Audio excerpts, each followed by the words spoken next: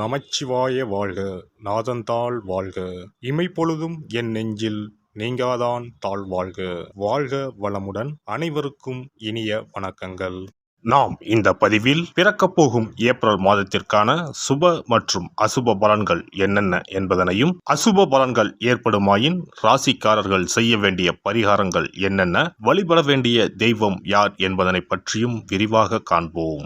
உங்கள் வாழ்வில் வளமும் நலமும் செல்வ செழிப்பும் பெற்று வாழ்வில் உயரிய நிலையை அடைய எல்லாம் வல்ல இறைவனை வேண்டி விரும்பி கேட்டுக்கொள்கிறேன். நிகழும் ஸ்ரீ மங்களகரமான சோபகிருது ஆண்டு பங்குனி மாதம் 19ஆம் தேதி திங்கட்கிழமை அன்று சப்தமி திதியில் மூலம் நட்சத்திரத்தில் வரியான் நாமயோகத்தில் அமிர்தயூகம் கூடிய நன்னாளில் இந்த மகத்தான ஏப்ரல் மாதம் பிறக்கிறது.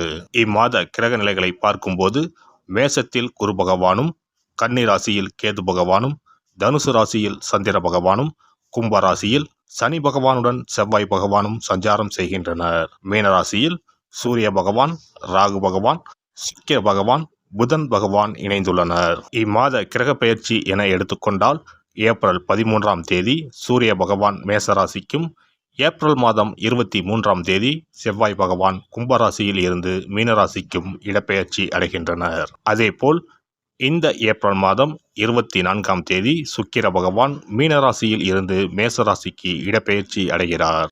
தனுசு ராசி அன்பர்களே, இந்த மாதம் பணப்புழக்கம் கணிசமாக அதிகரிக்கும். உறவினர்கள் வருகையால் வீட்டில் மகிழ்ச்சியான சூழ்நிலை ஏற்படும். முன்னேற்றத்திற்கான வழிவகைகள் பிறக்கும். புதிய ஆடை ஆபரணங்கள் வாங்கும் யோகம் உண்டாகும். பிரிந்திருந்த கணவன் மனைவி ஒன்று சேருவார்கள். சிலருக்கு குழந்தை பாக்கியம் கிடைக்கும். மாத பிற்பகுதியில் சிலருக்கு தாய் வழி உறவினர்கள் வழியில் சில சங்கடங்கள் ஏற்படக்கூடும். நவீன ரக மின்சார மின்னணு சாதனங்கள் வாங்குவீர்கள். பிள்ளைகள் வழியில் பெருமைப்படத்தக்க செய்திகள் கிடைக்கும். திருமண முயற்சிகள் சாதகமாக முடியும். மகளுக்கு நல்ல இடத்தில் வரன் அமையும். ஆனால் குடும்பத்தில் அவ்வப்போது சிறு சிறு சங்கடங்கள் ஏற்படக்கூடும். மாத பிற்பகுதியில் உறவினர்களால் குடும்பத்தில் பிரச்சனைகள் ஏற்படக்கூடும் என்பதால் பொறுமையை கடைபிடிக்கவும். குடும்ப விஷயங்களில் அவர்களின் தலையீட்டை அனுமதிக்க வேண்டாம். தந்தையின் உடல் ஆரோக்கியத்தில் கவனம் தேவை. அவருடன் மனஸ்தாபம் ஏற்படக்கூடும் என்பதால் பொறுமையை கடைபிடிக்கவும். அலுவலகத்தில் வேலை சுமை அதிகரிக்கும். சிலருக்கு பதவி மாற்றமும் இடமாற்றமும் ஏற்படக்கூடும். அலுவலகத்தில் உயர் அதிகாரிகளிடம் பேசும்போது பொறுமையை கடைபிடிக்கவும். சக ஊழியர்களிடமும் போதுமான ஒத்துழைப்பை எதிர்பார்க்க முடியாது. மாத பிற்பகுதியில் ஓரளவு அனுகூலமான பலன்களை எதிர்பார்க்கலாம். தொழில் மற்றும் வியாபாரத்தில் மாத முற்பகுதியில் ஆதாயம் தருவதாக இருக்கும். பிற்பகுதியில் எதிர்பார்த்ததை விடவும் லாபம் குறைவாகவே கிடைக்கும். மறைமுக எதிரிகளால் பிரச்சனைகள் ஏற்படக்கூடும். வியாபாரத்தில் புதிய முயற்சிகள் எதுவும் வேண்டாம். பங்குதாரர்களிடம் அனுசரணையாக நடந்து கொள்வது நல்லது. குடும்பத்தை நிர்வகிக்கும் பெண்களுக்கு மகிழ்ச்சி தரும் மாதமாகவே இருக்கும். உறவினர்களுடன் இணக்கமான சூழ்நிலையே காணப்படும். குடும்ப உறுப்பினர்கள் உங்கள் ஆலோசனைகளுக்கு மதிப்பு தருவார்கள். அலுவலகம் செல்லும் பெண்களுக்கு எதிர்பார்த்த சலுகைகள் கிடைக்க வாய்ப்புள்ளது. கலைத்துறையினருக்கு கண்கள் சம்பந்தமான நோய்கள் ஏற்படலாம். வேலை தவறி உணவு உண்ணும்படி நேரலாம். தொழிலில் திடீர் போட்டிகள் இருக்கும். வீண் வார்த்தைகளை பேசுவதை தவிர்ப்பது நல்லது. கூடுதலாக உழைக்க வேண்டியிருக்கும். அரசியல் துறையினருக்கு அதிகம் பணியாற்றுவதால் உடல் சோர்வடைய நேரலாம். மேல் இடத்திடம் வீண் பேச்சுக்களை தவிர்ப்பது நல்லது. ஏதாவது வேண்டாத பிரச்சனை தலை தூக்கலாம். யாரிடமும் வீண் சண்டையை தவிர்ப்பது நல்லது. மாணவர்களுக்கு கல்வி தொடர்பான விஷயங்கள் சாதகமாக முடியும். திறமைகள் வெளிப்படும். நட்சத்திர பலன்கள். மூலம் நட்சத்திரம். இந்த மாதம் மனதில் தன்னம்பிக்கை கூடும். துணிச்சலாக எதிலும் ஈடுபடுவீர்கள். உங்களது எண்ணப்படியே எதையும் செய்து முடிக்கும் சூழ்நிலை ஏற்படும். மற்றவர்களின் பிரச்சனைகளுக்கு தீர்வு காண்பதில் நாட்டம் செல்லும். கௌரவம் அந்தஸ்து உயரும். வீண் செலவுகள் உண்டாகும். போராடம் நட்சத்திரம். இந்த மாதம் தொழில் வியாபாரத்தில் இருப்பவர்கள் தங்களது தொழில் விரிவாக்கம் செய்யும் முயற்சியில் ஈடுபடுவீர்கள். அதற்கு தேவையான பண உதவியும் கிடைக்கப் பெறுவீர்கள். ஆனால் போட்டிகள் பற்றிய கவலைகள் தோன்றும். சமாளிக்க முயல்வீர்கள். உத்திராடம் 1ஆம் பாதம். இந்த மாதம் உத்தியோகத்தில் இருப்பவர்கள் தங்களது திறமையால் அலுவலக பணியை சிறப்பாக செய்வார்கள். புதிய தொடர்புகள் மகிழ்ச்சியை தருவதாக இருக்கும். குடும்பத்தில் சுபகாரியம் நடைபெறும். மனைவி குழந்தைகளுடன் சந்தோஷமாக பொழுதை கழிப்பீர்கள். ஆன்மீக பணிகளில் நாட்டம் அதிகரிக்கும். பொன் பொருள் சேர்க்கை உண்டாகும். வெள்ளிக்கிழமைகளில் ராஜேஸ்வரி அம்மனை அர்ச்சனை செய்து வழிபட எல்லா நன்மைகளும் உண்டாகும். செல்வம் சேரும். செல்வாக்கு உயரும். அதிர்ஷ்ட தினங்கள் 26, 27. சிறப்பு பரிகாரம். கடன் சீக்கிரம் அடைபட செவ்வாய்க்கிழமை இந்த எளிய பரிகாரம் செய்யுங்கள்.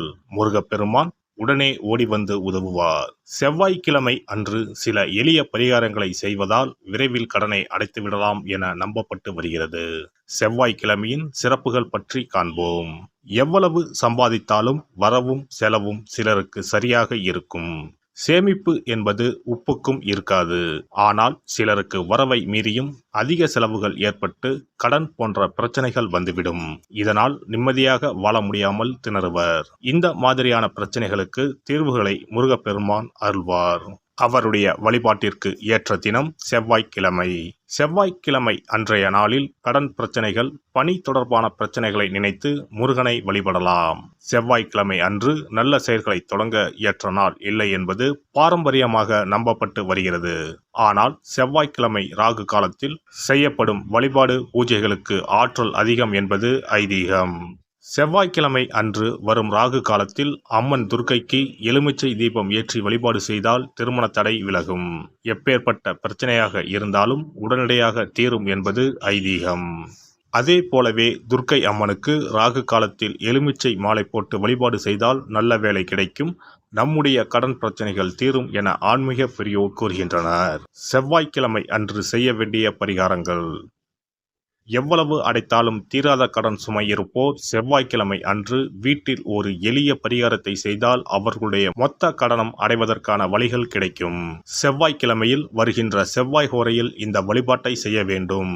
அந்த ஒரே நாளில் 3 வகையான பரிகாரங்களையும் செய்தால் மட்டுமே முழு பலனையும் பெறலாம். முதல் செவ்வாய் ஹோரை. செவ்வாய்க்கிழமை அன்று காலை 6 மணி முதல் 7 மணி வரையிலும் செவ்வாய் ஹோரை இருக்கிறது. அப்போது பாசிப்பயிறு அல்லது பச்சை பயிறு ஆகியவற்றில் ஏதேனும் ஒன்று வெல்லம் போட்டு பாயாசம் செய்து பூஜை அறையில் சுவாமிக்கு படைக்க வேண்டும். வீட்டு பூஜை அறையில் விளக்கேற்றி எங்களுடைய வீட்டின் கடன் சுமைகள் விரைவில் அடைபடுவதற்கான வழிவாய்ப்பை எங்களுக்கு கண்முன்னே காட்டுங்கள் என குலதெய்வம், இஷ்ட தெய்வம் எல்லோரிடமும் பிரார்த்தனை செய்ய வேண்டும். இரண்டாவது செவ்வாய் ஹோரை செவ்வாய்க்கிழமை அன்று பகல் பொழுதில் 1 மணி முதல் 2 மணி வரை இருக்கிறது. அப்போது பச்சரிசியை சுத்தம் செய்து அதனுடன் பச்சை பயிறு, வெல்லம் ஆகியவற்றை கலந்து வீட்டு பூஜை அறையில் வீட்டிற்கும் சுவாமி படத்தின் முன்பு வைக்க வேண்டும். பின்னர் நாங்கள் கோமாதாவிற்கு செய்யும் இந்த தானத்தை ஏற்று எங்களுடைய கடன் சுமை குறைந்து நிம்மதியான வாழ்க்கை கிடைக்க 30 முக்கோடி தேவர்களும் அருள் புரிய வேண்டிக் கொள்கிறோம் என மனதினுள் பிரார்த்தனை செய்ய வேண்டும். உங்களுடைய வீட்டில் யாரின் பெயரில் அதிகமான கடனை வாங்கி இருக்கிறீர்களோ அவர்களின் கையால் பாசிப்பயறு வெல்லம் கலந்த பச்சரிசியை கோமாதாவிற்கு தானமாக கொடுங்கள். பசுமாட்டிற்கு இந்த தானத்தை செய்த பிறகுதான் அன்றைய தினம் பகலில் உணவு சாப்பிட வேண்டும். ஒருவேளை நீங்கள் பணிக்கு செல்பவராக இருந்தால் காலையில் இதையெல்லாம் தயார் செய்து கையில் எடுத்துக்கொண்டு சென்று விடுங்கள். உங்கள் மனதிற்குள் எல்லாவற்றையும் பிரார்த்தனை செய்துவிட்டு பணியிடத்திற்கு அருகில் உள்ள பசுமாட்டிற்கு வழங்கலாம். மூன்றாவது செவ்வாய் ஹோரை. மூன்றாம் செவ்வாய் ஹோரை செவ்வாய்க்கிழமை அன்று மாலை 6 மணிக்கு மேல் வரும். அப்போது உங்கள் வீட்டு பூஜை அறையில் ஒரு நெய் தீபத்தை ஏற்றுங்கள். நீங்கள் வழக்கமாக ஏற்றும் தீபத்தினை தவிரவும் மற்றொரு அகல் விளக்கில் நெய் தீபம் கட்டாயம் ஏற்ற வேண்டும். இது முருகனுக்காக ஏற்றும் தீபமாகும். இந்த தீபத்திற்கு முன்பாக நின்று கடன் அடைபடும் வழியை காட்டு அப்பனே முருகா, கடனே இல்லாமல் வாழும் வாழ்வை தந்தருள் இறைவா என முருகப்பெருமானிடம் மனமுருகி வேண்டிக் கொள்ளுங்கள். இந்த பரிகாரங்களை நம்பிக்கையுடன் செய்தால் மட்டுமே நிச்சயம் உங்களுடைய கடன் விரைவில் அடைபடும். எல்லாம் வல்ல இறையருளால் நீங்களும் உங்கள் அன்பு குடும்பமும் உடல் நலம், நீலாயுள், நிறை செல்வம், உயர் புகழ், மெய்ஞானம் ஓங்கி வாழ்க வளமுடன். இந்த வீடியோ பதிவு உங்களுக்கு பிடித்திருந்தால் லைக் பண்ணுங்க, கமெண்ட் பண்ணுங்க, ஷேர் பண்ணுங்க, மறக்காம சப்ஸ்கிரைப் பண்ணுங்க, பக்கத்துல இருக்கிற பெல் பட்டனை கிளிக் பண்ணுங்க. நன்றி, வணக்கம். ஓம் நமச்சிவாய. சிவாய நம.